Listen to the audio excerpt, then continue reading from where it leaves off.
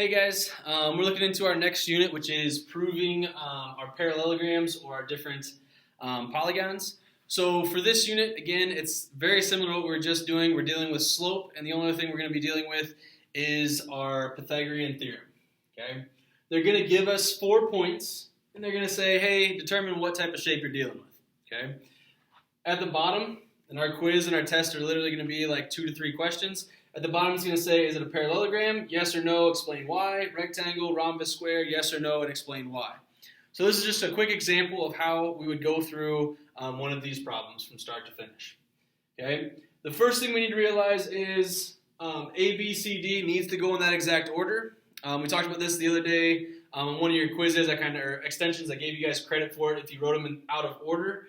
But normally, this would be four-sided shape where A starts like top left and goes around all the way around the right. So an example would be I could write this out and say, all right, my graph or my picture looks something like A, B, C, D. I don't necessarily need to have all of these points in the exact spots, but it can help you maybe a little bit if you want to draw your own graph, but it doesn't necessarily give you the answer or help you a ton there. Okay. The goal, or what I would do, is I would go through and list off each of our sides. So I'm going to say AB's slope. Okay. Each of these things have their own importance. So I'm going to find AB's slope, BC's slope, CD's slope, and the last one goes from the last one over here. So like D to A, DA's slope. The reason I need to find all of their slopes is for us to determine parallelogram, we need to know that all the opposite sides are parallel. So I need to know that AB and CD are parallel, and I need to know that DA and BC are parallel. So that would work across from each other. But then when we get to determining whether or not it's a square or a rectangle, we need to prove there's perpendicular. So for me to get that, I need to know the slopes of the two sides that are right next to each other. So I need to know if AB is perpendicular to BC. So we'd go through and find every single one of their slopes. Okay, so I'd go through and I'd say, all right, for AB, I would have, again, y2 minus y1, so 3 minus 0, 1 minus 0. We would have 3 over 1, which is 3. So I've got AB's slope is 3. Okay, then for BC, I would do the same thing, y2 minus y1, so 4 minus 3, 6 minus 1, so I would end up with 1 over 5. Okay. Then for CD, same thing. I'm going to go 1 minus 4, 5 minus 6. So 1 minus 4 is negative 3, 5 minus 6 is negative 1, so that gets me a whole number 3. So I can tell right now, yes, these two here, A, B, and CD, are going to be parallel. So I can mark that and say, yep, they're parallel. Then I got to look at DA, so I could say DA would be 1 minus 0 is 1. 5 minus 0 is 5, so I get 1/5. So yes, these are also parallel. Okay, so because they are parallel, I know we're at least in the right category of parallelogram, so this could possibly be a parallelogram. All right, so this part, we're okay so far. Maybe it's a parallelogram. If I want to look to see, is it a square or a rectangle, I'd look to see if I have perpendicular. So I would look at side AB's slope compared to side BC's slope. So AB here is 3, BC is 1/5. 3 and 1/5 are not perpendicular. So I could say right away, no, it's not a rectangle, and no, it's not a square. And the reason why I could say because slopes aren't perpendicular. I'm just going to put ditto over here for that one. Okay? So for both of them, that's the reason why it can't be that square or rectangle. Right away, we know that's not going to work. Okay? The next thing I need to look at then is sides. Because a parallelogram and a rhombus, essentially, most of them are the same, or most parts of them are the same. The real difference comes with, are the sides the exact same length? Okay? So, the way I'm going to figure that out is kind of dealing the same with our slopes here, is I'm going to figure out, well, how far up, how far over would I go? So if I'm looking at my y values, okay, this is how I'm going to figure out my distance between these two. So if I'm going to figure out maybe like A and B and C, again, because if this one matches this one, then I know for sure this thing is going to be a rhombus because then all sides are going to be equal. Okay? So to find that, I could say, well, the difference of the x's, so 0 to 1 is 1. So I'm going to write AB's length. And really, you should do this for every single one.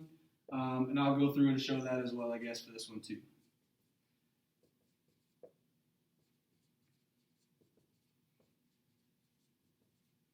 So I'll get my lengths here. Again, the way I'm going to do that is I'm going to figure out how far apart are my x values, how far apart are my y values, equals our x squared. Okay? So I'm going to say how far apart are my x's. 0 to 1 is 1, so I'd have 1 squared, plus 0 to 3 is 3, 3 squared equals x squared. Okay? When I solve that thing, we're going to get 1 squared, or 1 squared is just 1, 3 squared is 9, so 1 plus 9 is 10, and the square root of 10 is the square root of 10. I'm going to simplify it in radical form. You can do it in decimal form if you would like. I just don't happen to have a calculator right now, so I'm just going to go ahead and just say this one would equal the square root of 10 equals x. Again, it's okay if you do this with your calculator and get a decimal. Okay. Next thing I'm going to look at is BC. So I'm going to go from B to C. So again, my x values, how far apart they are. 1 to 6 is 5 apart. So I put 5 squared. 3 to 4 is 1 apart. So I'm going to put 1 squared equals x squared. 5 squared is 25 plus 1, because 1 squared is 1. So 25 plus 1 is 26. Square root of 26 doesn't reduce. Again, you guys can do that in your calculator and get yourself a decimal. So what I'm looking for now is I know for sure these two, because of this setup, these are not equal. So because those two sides aren't equal, I know it's not a rhombus. So I can say no, all sides not equal.